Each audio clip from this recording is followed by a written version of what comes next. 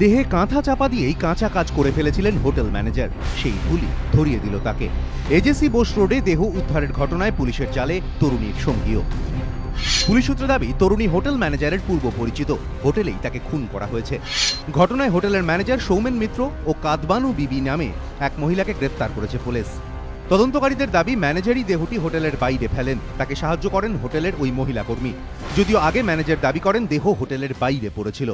7:20 নাগাদ গেট খুলে দেখছি, তখন পুলিশ এসে গেছে। এখানে একটা লাশ পড়ে আছে মহিলা, যার বয়স হবে 20 বছর, কম বেশি 20 বছরই হবে। পুলিশ সূত্রে দাবি, তদন্তে নেমে হোটেলে গিয়ে তাঁরা দেখেন ঘরে যে কাঁথাগুলি রয়েছে সেরকমই কাঁথা দেহের ওপর চাপা দেওয়া ছিল। সন্দেহ আরও ঘনীভূত হয় যখন হোটেলের ম্যানেজার দাবি করেন তাদের সবকটি সিসিটিভি ক্যামেরা একসঙ্গে খারাপ হয়ে গিয়েছে। এরপরই ম্যানেজারকে জেরা শুরু করে পুলিশ। তদন্তকারীদের দাবি, জেরার মুখে ভেঙে পড়ে তিনি জানান, ওই তরুণী এবং রিজওয়ান নামে এক যুবক আগেও এই হোটেলে এসেছে। শুক্রবার হোটেলে ওঠার কিছুক্ষণ পর বেরিয়ে যায় রিজওয়ান। তারপর ফিরে এসে তরুণীকে খোঁজার ভান করতে শুরু করে। ম্যানেজারের দাবি, সাফাইকর্মী মহিলা ও এক রঙের মিস্ত্রির সঙ্গে ঘরে গিয়ে দেখেন দেহ ঝুলছে। এরপরই ডাক্তার ডাকার নাম করে এবং পুলিশকে না জানানোর হুমকি দিয়ে পালিয়ে যায় রিজওয়ান। তারপরই তরুণীর দেহ বাইরে রেখে দেন ম্যানেজার। হোটেল থেকে কাঁথা নিয়ে চাপা দিয়ে দেন দেহ।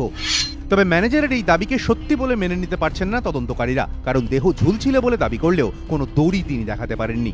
তদন্তকারীদের ধারণা, হোটেলে ঢোকার পরই সম্পর্কের টানাপোড়েনে শ্বাসরোধ করে খুন করা হয় তরুণীকে। অনুমান, ষড়যন্ত্রে জড়িত হোটেল ম্যানেজারও। ময়ূখ ঠাকুর চক্রবর্তী, এবিপি আনন্দ, কলকাতা।